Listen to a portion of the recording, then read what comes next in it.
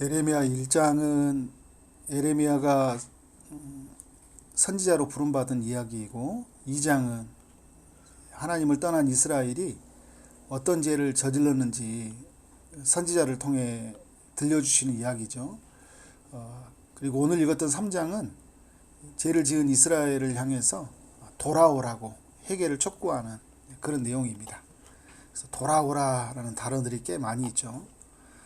1절부터 이제 이스라엘이 특별히 남유다 백성들, 그리고 이후에 보면 북이스라엘에 대해서도 이야기를 하는데, 이들이 어떤 죄를 저질렀는지에 대해서 말을 해주고 있어요.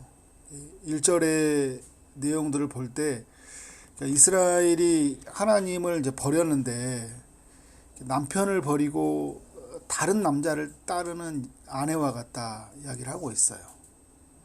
2절에 보니까 그러면 이들이 어떤 죄를 저질렀냐, 온 땅이 이제 우상숭배로 더럽혀졌잖아요. 하나님이 아닌 우상을 숭배하는 죄를 저질렀다라는 거죠. 온 땅이, 모든 사람들이 우상 숭배를 하고 있는 거죠. 3절을 보니까 죄로 인해서, 우상 숭배의 죄로 인해서 어떤 일이 일어났냐면 단비가 그쳤다, 늦은 비가 없어졌다. 가나안 땅은 이제 곡식을 얻는 땅이잖아요. 비가 그치면 어떻게 됩니까? 곡식을 열매를 거둘 수가 없는 거죠. 특별히 이제 수확의 때 늦은 비는 굉장히 중요하거든요. 늦은 비가 없어졌느니라 얘기하고 있어요. 죄로 인해서 어떻게 합니까? 일상 속에서 큰 고통을 당해야 되고, 그리고 삶의 좋은 열매를, 결실을 거둘 수가 없다라는 거죠. 죄로 인해서 이런 일이 일어난 거예요. 우상숭배의 죄를 하나님이 이미 매우 싫어한다라는 걸 우리가 알 수 있죠. 영적인 타락이죠. 영적인 타락은 결국 도덕적인 타락과 연결되어 있고, 그러니까 삶이 어떻게 해요? 또 엉망이 되어버리는 거예요. 내가 창녀의 낯을 가졌으므로 수치를 알지 못하다, 이렇게 하나님이 말씀을 해주고 있는 거예요. 자기들이 얼마나 부끄러운 짓을 한 짓을 몰라요. 자기에게 일어나는 결과에 대해서도 잘 알지 못하는 어리석은 모습들을 볼 수 있죠. 4절과 5절에는 입으로는 하나님을 부르거든요. 내가 이제부터는 내게 하나님께 부르짖기를 나의 아버지여, 아버지는 나의 청년 시절의 보호자이시오니 노여움을 한없이 계속하시겠으며 끝까지 품으시겠나이까 하지 아니하겠느냐. 그래, 하나님을 찾거든요. 어려운 순간이 찾아올 때 하나님을 향한 부르짖음이 있어요. 그런데 여러분, 오늘 5절 하반절에 이런 이야기 하잖아요. 보라, 내가 이같이 말하여도 악을 행하여, 그죠? 내 욕심을 이루었느니라 하시니라. 이같이 말하여도. 그러니까 여러분, 내 입술은, 내 모습을 보면 하나님을 찾는 것 같고, 그죠? 그리고 하나님을 향해서 진노를 거두어 달라는 기도도 있는 것 같은데, 그런데 그들의 삶의 깊은 곳에 들여다보고 또 삶 전체를 돌아보니까 악을 행하고 욕심을 이루느니라 이야기하고 있어요. 죄는 멈춰지지 않고 있다라는 거예요. 그러니까 여러분, 이게 말로는 하나님께 돌아가는 것 같았지만 삶의 방향은 하나님께 향해 있어야 안 향해 있어요? 하나님께 향하지 않는 거예요. 여러분, 회개는요, 우리가 입으로 시작하는 거지만 우리의 몸이, 존재가 하나님께로 향해 가는 거예요. 입으로만 구원받는 게 아니잖아요. 삶으로 구원받는 거잖아요. 그죠? 내가 이렇게 하나님을 이렇게 운운해요. 나 하나님께 돌아가야 되는데, 나 이렇게 살면 안 되는데. 이건 회개가 아니죠. 회개를 향하도록 하는 어떤 뉘우침의 시작이에요. 그 다음에 어떻게 해야 돼요? 하나님께로 향해 가야 되겠죠. 자기의 욕심을 향해, 욕망을 이루기 위해서 살 뿐이에요. 그래서 악을 범하는 거죠. 근데 이건 돌아옴이 아닌 거죠. 6절부터 어떤 이야기를 꺼냈냐면, 이제 배역한 이스라엘의 이야기를 꺼내주고 있거든요. 북이스라엘의 사람들은 이야기를 해주고 있어요. 요시아 왕 때 여호와께서 또 내게 이르시되, 그러니까 에레미야에게 요시아 때 이야기를 해주고 있어요. 너는 배역한 이스라엘이 행한 바를 보았느냐. 그러니까 북이스라엘이 하나님을 떠났던 것들에 대해서 이야기를 하고 있거든요. 그들이 어떤 죄를 저질렀어요? 6절 하반절에 보니까 그가 모든 높은 산에 오르며 모든 푸른 나무 아래로 가서 거기서 행음하느니라. 그러니까 모든 높은 산들 푸른 나무 아래에 가서 그 우상숭배 죄를 저질렀던 거예요. 북이스라엘 사람들이. 그래서 그들에게 어떤 일이 일어났습니까?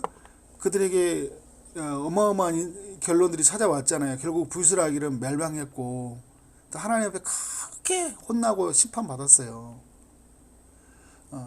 근데 그들이 이 뭐라고 하냐면 그가 내게로 돌아오리라 하였으나 아직도 내게로 돌아오지 아니하고 그의 반역한 자매 유다는 그것을 보았느니라. 그러니까 유다 백성들은 뭘 봤냐면 그들이 반역한 것을 보았고요. 아직까지 돌아오지 아니한 걸 봤고 그리고 그들이 무너진 것까지 다 봤어요.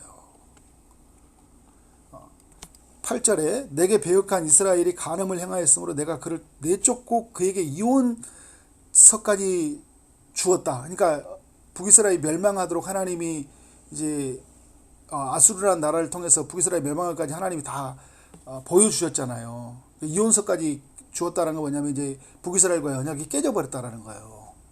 다 봤어요. 누가 봤어요? 남유다 사람들이 본 거예요. 그러니까 오늘 우리로 보면 이런 거예요.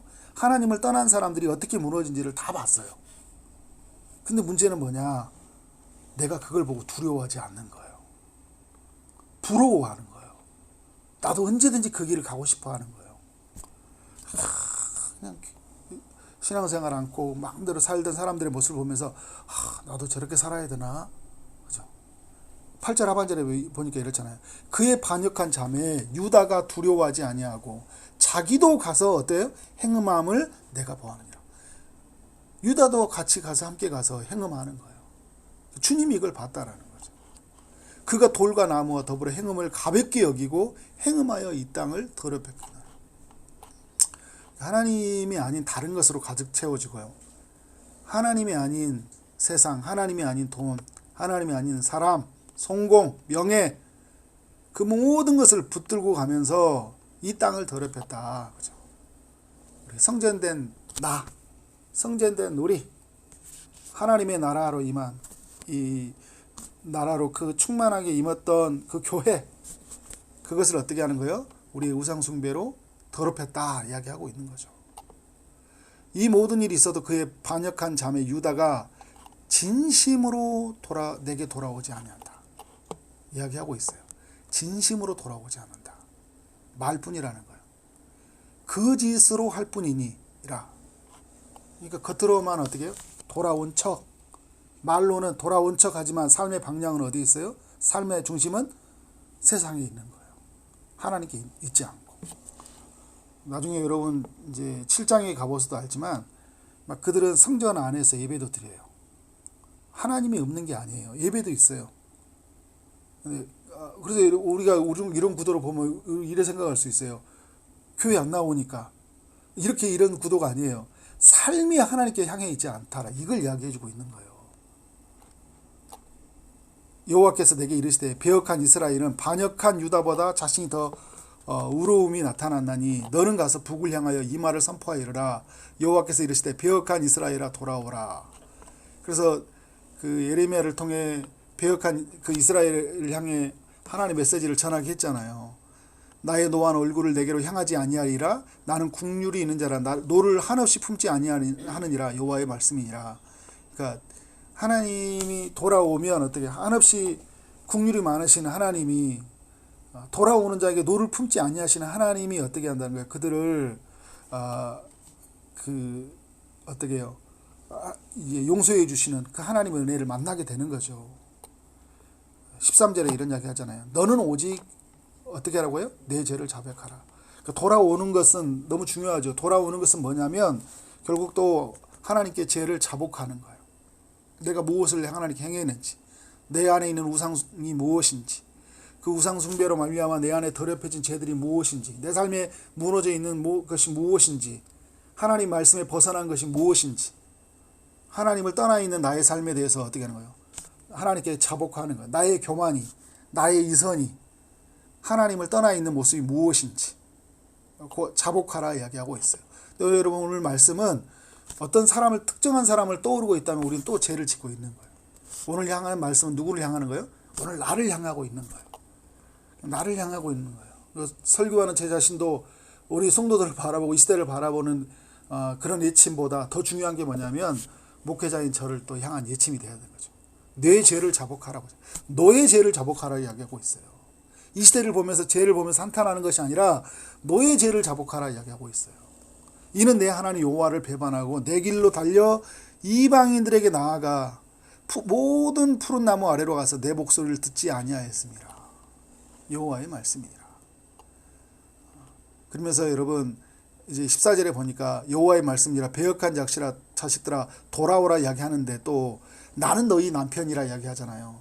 결국 누구에게 돌아가는 거예요? 남편이신 하나님께 돌아가라는 거예요.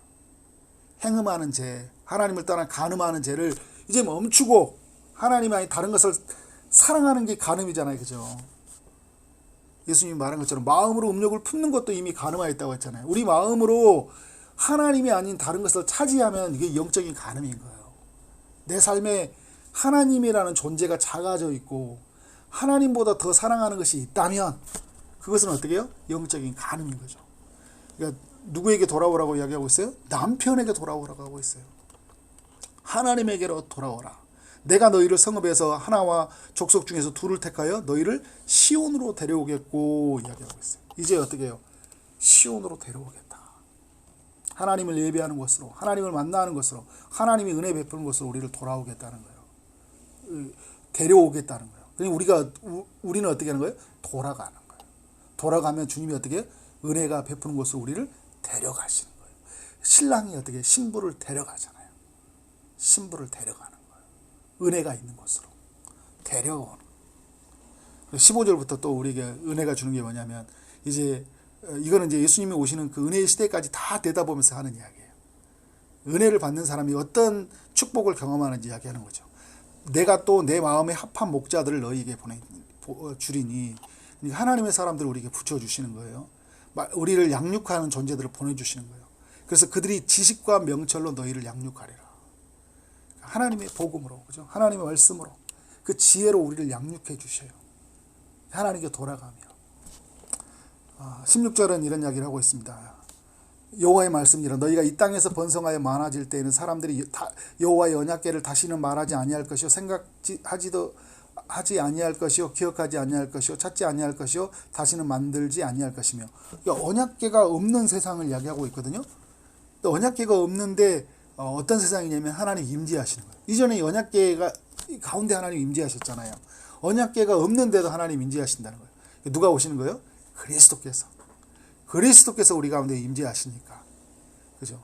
그 안에서 우리가 온전한 임재를 누리는 세상을 만나는 거예요.